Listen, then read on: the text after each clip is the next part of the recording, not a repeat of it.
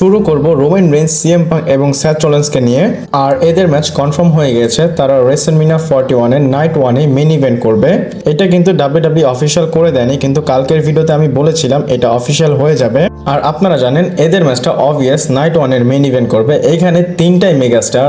আপনি যদি স্যাথ রলিন্সকে দেখেন টপ স্টার, সিএম পাঙ্কে দেখেন সে তো আরো বড় সুপারস্টার, এবং Roman Reigns head of the table, সে তো রেসলম্যানিয়ার মেইন ইভেন্ট করবেই। রেসলম্যানিয়ার আর রোমান রেইন্সের কিন্তু একটা কানেকশন আছে। রোমান রেইন্স রেসলম্যানিয়াতে যাওয়া মানে মেইন ইভেন্ট করা, এবং নাইট 2 তে অলরেডি জন সিনা এবং কোডি রোডসের ডাব্লিউডাব্লিউ আন্ডারস্পিডেড চ্যাম্পিয়নশিপের জন্য ম্যাচটা অফিশিয়াল হয়ে গিয়েছে।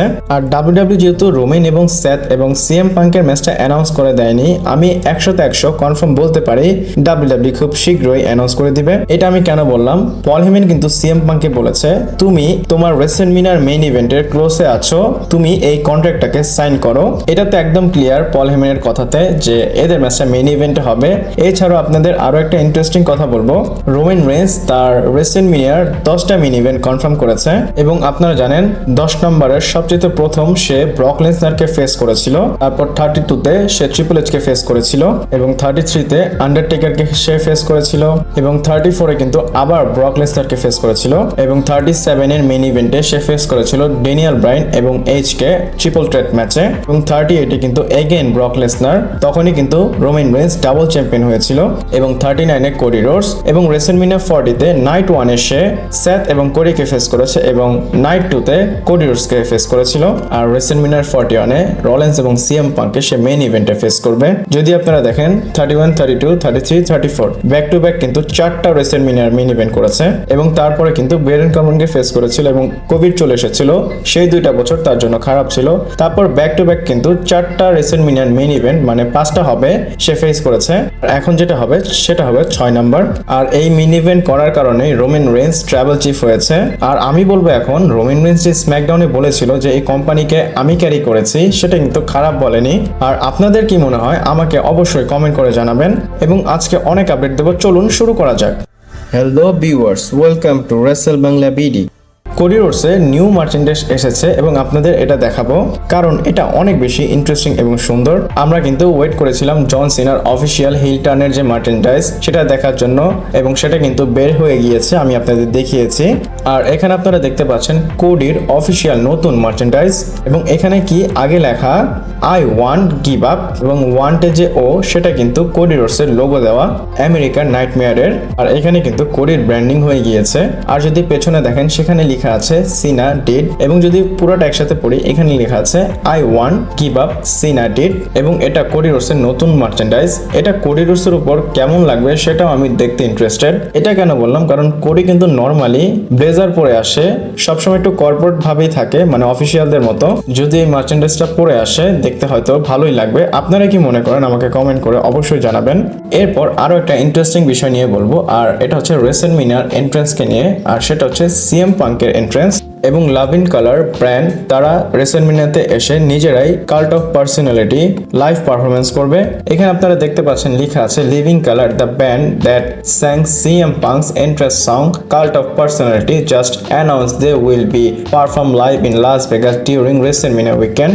Living colour performing cult of personality live from CM Punk's entrance at Mania would go hard. Definitely এই যে ব্র্যান্ড তাদের যে সং কাল্ট অফ পার্সোনালিটি সেটা কিন্তু যদি লাইভ পারফরমেন্স করে অবশ্যই ভালো লাগবে। আর এমনিতে কিন্তু ডাব্লিউডাব্লিউর কাছে এটা রাইটস আছে। আর লিভিং কালার কিন্তু নিজেরাই অ্যানাউন্স করে দিয়েছে তারা রেসলম্যানিয়া উইকেন্ডে লাস ভেগাসে থাকবে। আর আপনারা জানেন লাস ভেগাসেই কিন্তু রেসলম্যানিয়া হবে, এবং অডস অনেক বেশি বেড়ে যায় যে তারাই সিএম পাঙ্কের এন্ট্রান্সে তার theme song cult of personality গাবে। আমার মনে হয় আরো একবার সিএম পাঙ্কের এই কাল্ট অফ পার্সোনালিটি তারা রেসলম্যানিয়ার এন্ট্রান্সে গিয়েছিল, তখন কিন্তু দেখতে ভালোই লেগেছে। এখন যদি করে ভালোই লাগবে। আপনাদের কি মনে হয় আমাকে কমেন্ট করে জানাবেন। এরপর কথা বলবো রেসলম্যানিয়া 40 নাইট 1 এর মেইন ইভেন্টের বিষয়, এবং সেখানে কিন্তু ম্যাচ হয়েছিল Roman Reigns and Rock versus Seth Rollins and Cody Rhodes এর মধ্যে। পার্সোনালি আমি সেই ম্যাচটা অনেক এনজয় করেছি, এবং আমার মনে হয় এটা গ্রেটেস্ট একটা ম্যাচ ছিল। এবং ডাব্লিউডাব্লিউ এই ম্যাচটাকে কোথায় র্যাঙ্ক করেছে সেটা আপনাদের বলবো। এখানে আপনারা দেখতে পাচ্ছেন WWE names the Rock and Roman Reigns versus Seth Rollins and Cody Rhodes as the 20th greatest match in WrestleMania history. আপনারা জানেন ডাব্লিউডাব্লিউ তাদের ইউটিউব চ্যানেলে কাউন্টডাউন করতেছে এবং তারা 50টা গ্রেটেস্ট রেসেলমিনিয়ার ম্যাচ রেসেলমিনিয়ার 50 দিন আগে থেকেই পোস্ট করা শুরু করে। আর আমি যদি বলি এই যে 50টা লিস্ট করেছে এটা কিন্তু একটু উল্টাপাল্টা আছে, কারণ টপ 20তেই কিন্তু কাউন্ট করা হয়, বাট আরো যে 30টা ম্যাচ তারা পোস্ট করেছে সেগুলোও কিন্তু অনেক ভালো ভালো ম্যাচ, এক কথায় অনেক ভালো ম্যাচ তারা লো র্যাঙ্ক করেছে। আমি জাস্ট টপ 10 দেখবো এবং টপ 10 এর র্যাঙ্কিংটা আপনাদের বলবো। আর আপাতত 20 নম্বরে রোমান রক, কোডি এবং সেথ রলিন্স আছে। এরপর জন সিনার ফাদারের বিষয় বলবো। আর এখন কি আমরা বলতে পারি জন সিনা হিল টার্নের পর জন সিনার ফাদারও হিল টার্ন করে নিয়েছে? এটা কেন বললাম, কারণ লোকেরা তার বাবার মাথা একদম খারাপ করে ফেলেছে। তারা শুধু কোশ্চেন করে জন সিনার হিল টার্ন হয়েছে, তুমি এটার বিষয় কি বলবা, তোমার কেমন টেক, তোমার ছেলে এমন হয়ে গিয়েছে এমন হয়ে গিয়েছে। এবং সে অ্যান্সার দিয়েছে যে তুমি গিয়ে সোজা তাকে জিজ্ঞেস করো। এবং যারা দুজন তাকে জিজ্ঞেস করতেছিল তাকে বলে তোমাদের পেছন সাইড হাতে করে নিয়ে তোমরা এখান থেকে তাড়াতাড়ি চলে যাও। আর এইভাবে জন সিনার ফাদার হার্শ ওয়ার্ডের সাথে তাদেরকে ট্রিট করেছে। আপনারা কি মনে করেন এটার উপর আমাকে কমেন্ট করে জানাবেন। এরপর বলবো ডাব্লিউডাব্লিউর ভিতরে কোন সুপারস্টারটা বেশি ইনকাম করে দিচ্ছে ডাব্লিউডাব্লিউ কে, সেটার একটা লিস্ট এসেছে। আপনারা জানেন ডাব্লিউডাব্লিউর বড় বড় সুপারস্টাররা খুব ভালো কাজ করতেছে, জন সিনা, রোমান রিন্স, সিএম পাঙ্ক। এবং এখানে দেখতে পাচ্ছেন এখন যে নাম্বার 1-এ টি শার্ট বিক্রি করতেছে সেটা হচ্ছে জন সিনার ফেয়ারওয়েল ট্যুরের যে টি শার্ট সেটা, এবং সেকেন্ডে আছে রোমান রিন্সের ওয়াইটিসি টি শার্ট। এরপর 3 নম্বরে হচ্ছে জেউসোর টি শার্ট এবং জেউসো যে রয়্যাল রাম্বল জিতেছে সেই টি শার্টটাই। এবং টপ 5-এর যে দুইটা নাম্বার 4 এবং 5 সেখানে দুইটা নাম্বারই কিন্তু জন সিনা নিয়ে রেখেছে, মানে টপ 5-এর মধ্যে 3টা হচ্ছে জন সিনার টি শার্ট এবং একটা রোমান রেন্স, একটা জেউসোর। আর এই 3 জনের টি শার্ট সবচেয়ে বেশি ডাব্লিউডাব্লিউর মধ্যে এখন বিক্রি হচ্ছে। আর এখন কি আপনারা বুঝতে পেরেছেন লিস্টের 3টাতেই জন সিনা? কেন জন সিনা এত বছর ধরে পোস্টার বয় ছিল? আমি তো ছোটবেলা থেকে জন সিনার ফ্যান। আর আপনারা কারা কারা জন সিনার ফ্যান আমাকে কমেন্ট করে জানাবেন। এরপর ডাব্লিউডাব্লিউ হল অফ ফেমের বিষয় বলবো এবং ডাব্লিউডাব্লিউ তাদের হল অফ ফেমের কনসেপ্টে কিছু চেঞ্জ করেছে আর এই চেঞ্জটা অনেক ভালো লেগেছে আমার। আর চেঞ্জটা কি, ডাব্লিউডাব্লিউ এখন হল অফ ফেমে তাদের ম্যাচও ইন্ডাক্ট করবে। এবং যারা স্ম্যাকডাউন দেখেছেন তারা তো জানেন স্ম্যাকডাউনে ডাব্লিউডাব্লিউ অ্যানাউন্স করেছে স্টোন কোল্ড ভার্সেস ব্র্যাড হার্টের যে ম্যাচটা হয়েছে সেই ম্যাচটা হল অফ ফেমে ইন্ডাক্ট হবে। আর এটা তো প্রথম ম্যাচ, আরো অনেক ম্যাচ ডাব্লিউডাব্লিউ অ্যানাউন্স করে দিবে এবং এর পরের বছর থেকে হল অফ ফেমে সেম জিনিসটাই হবে। আর আপনারা এখানে দেখতে পাচ্ছেন লেখা আছে breaking WWE is officially inducting matches into the hall of fame in the form of immortal moment. First for the 2025 hall of fame the iconic Stone Cold Steve Austin versus Bret Hart match from WrestleMania 13 both man will be in attendance. মানে এরা দুইজন hall of ফেমের সেরেমনিতে আসবে, তাদের ম্যাচকে award করা হবে।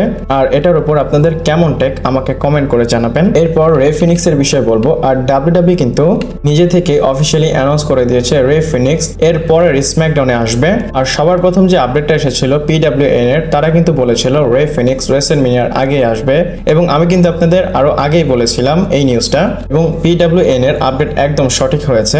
আর এখানে WWE confirm করে দিয়েছে রে ফিনিক্স নেক্সট স্ম্যাকডাউনে আসতেছে। আর ফাইনাল টিজারে কিন্তু ডাব্লিউডাব্লিউ রে ফিনিক্স এর ফেসটা দেখিয়েছে এবং লিখে দিয়েছে SmackDown next Friday. Next SmackDown কিন্তু ইলিনয়েস থেকে হবে আর সেখানে কিন্তু রে ফিনিক্স প্রেজেন্ট হবে। আর আমার মনে হয় রে ফিনিক্স আসার পর প্যান্টার সাথে অ্যালাইন হয়ে যাবে। এই জিনিসটা মনে হয় রেসলম্যানিয়ার পরে হবে। আর প্যান্টা কিন্তু এমনিতে মাল্টিপল ম্যাচে হতে পারে, মানে ব্রন বেকারের এগেনস্টেই ম্যাচ করবে। আর রে ফিনিক্সও আসতেছে। আর আজকে এতটুকু নিউজ ছিল। যদি আপনাদের নিউজটা ভালো লাগে লাইক করবেন, চ্যানেলটাকে সাবস্ক্রাইব করবেন। আর আজকে চাঁদ রাত, সবাইকে ঈদ মোবারক। পরবর্তী ভিডিওতে আবার দেখা হচ্ছে।